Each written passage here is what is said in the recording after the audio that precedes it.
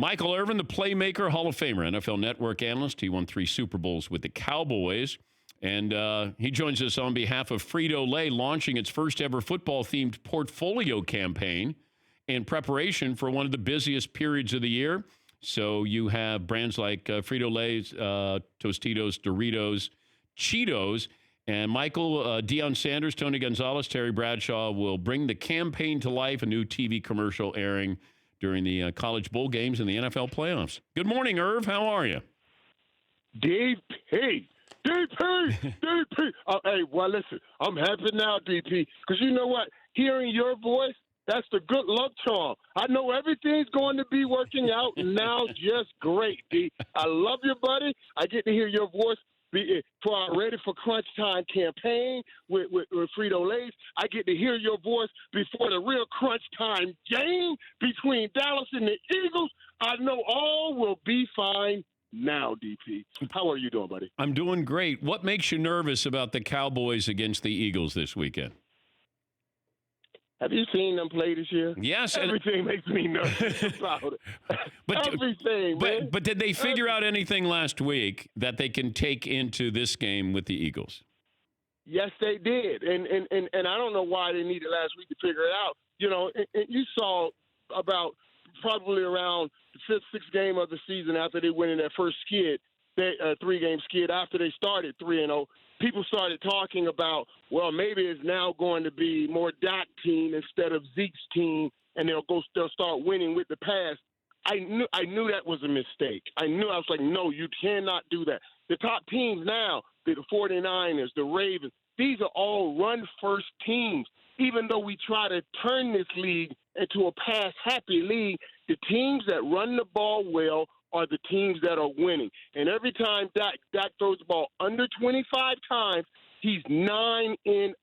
The other day he threw the ball 23 times. They had 2 100-yard rushers. I believe, DP, that they have figured it out now. It's just a matter of doing it each and every week, because if they could do it each and every week, they can have an epic, historic run to deep in this playoffs. I thought they were a Super Bowl caliber team to start the year, and I really debated whether I was going to take them or the Eagles to go to the Super Bowl.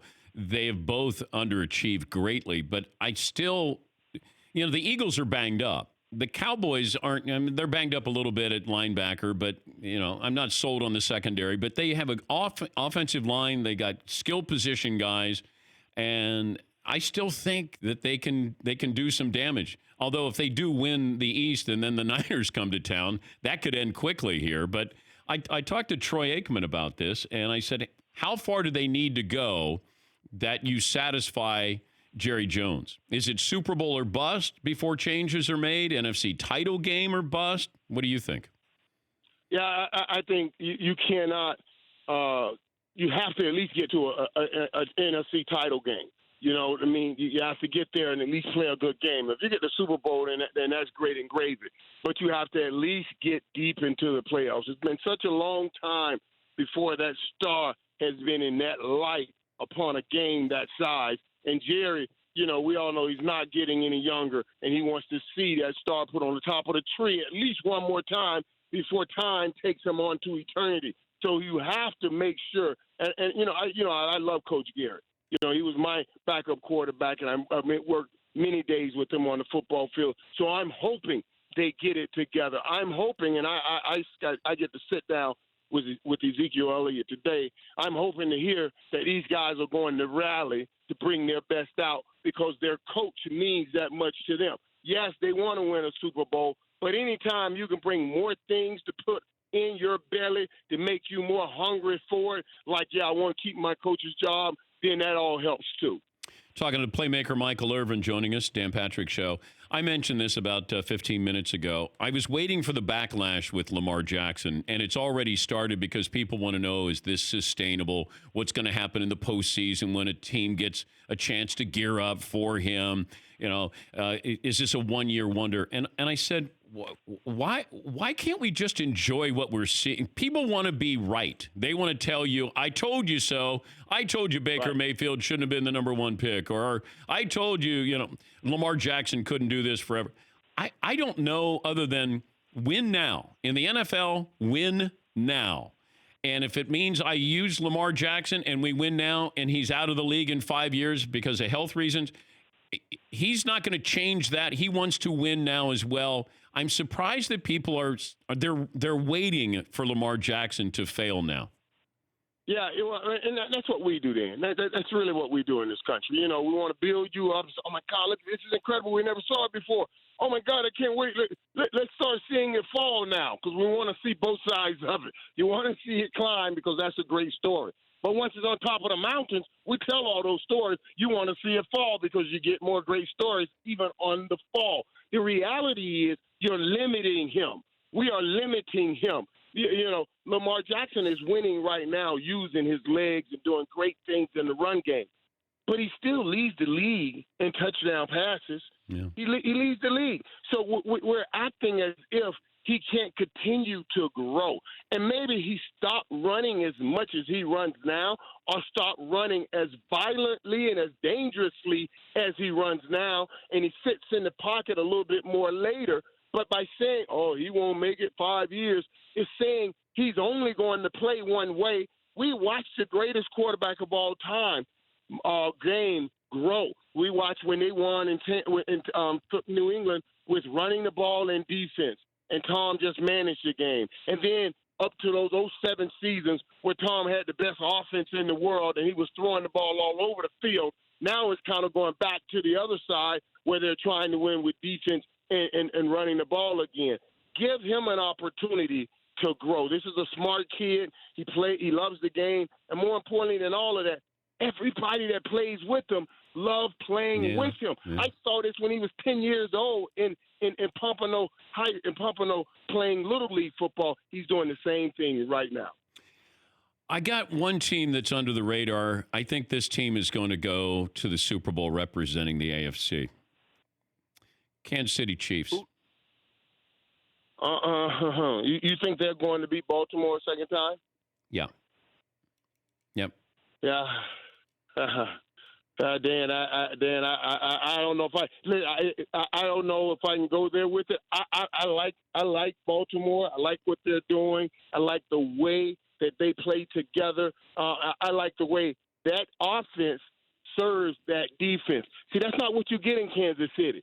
Kansas City, the offense doesn't serve the defense. They got big play offense in Kansas City. Yep. They're trying to score fast, which puts that defense back on the field. Lamar Jackson, those guys, they hold on to the ball forever and let the defense rest.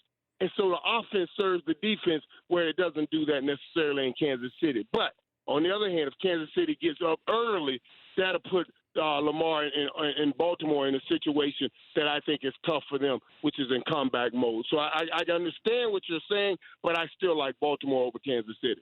What about Green Bay? You sold on Green Bay? The wild card.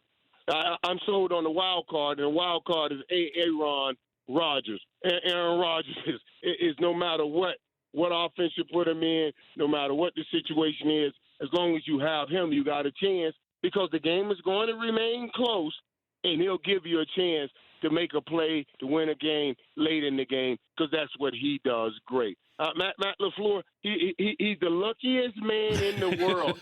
The luckiest.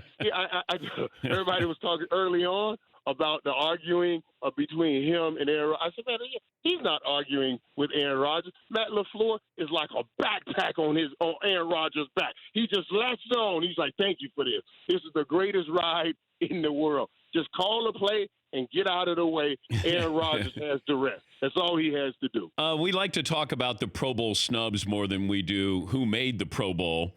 In the NFC, Russell Wilson, Drew Brees, and Aaron Rodgers are your quarterbacks. Did Dak Prescott get snubbed, or did Kirk Cousins get snubbed? Well, you're the leading passer in right now as a quarterback. So I say that got snubbed in that sense, and he's been leading. He led for quite a stretch of the season. He's played in every game. But who are you taking out, though, Mike? But okay, and I know everybody gets mad about this, but I would take out Drew Brees. Drew Brees didn't play the whole season, and when his backup was in the game, they still won every game. Yep. Not saying Drew Brees is not great. He is absolutely great. And congratulations to him on getting the touchdown record the other day. Did you see that too, DP? This is what I was talking about the other day. I love Tom Brady so much. Tom Brady, did you see the tweet where he congratulated Drew Brees? But you could tell it was eating him up. He said, I congratulate you. I congratulate you. I know. But I'm going to love to chase it. I'm like, Tom, you got 6 rings. This man has 1. Can he have 1 record? Let him have 1 record. You got all these records and all of these rings, and you still want to take this last one from this man. It's amazing, the competitor that he is, even at this age, man. I mean, young kids, you got to see that. You got to adore that, and then you got to strive to be that. Mike, great to talk to you. Hope to see you at the Super Bowl. Yes, sir, Dan. It's crunch time, baby. Ready for crunch time. Let's lock it in and get ready for this good bowl season and playoff season. That's what crunch time is about. And you could see the TV commercial with Terry Bradshaw, Tony Gonzalez, and Deion Sanders, and, of course, Michael Irvin during the bowl season and the NFL playoffs. Thank you, Irv. Great to talk to you. Always great talking to you, DC. Thank you, buddy. I got good luck coming to me because I heard your voice, buddy. Good luck is on his way. All right. Michael Irvin. For more Dan Patrick Show, tune into Audience Channel 239 on DirecTV. Stream for free on BR Live or download the Dan Patrick Show app.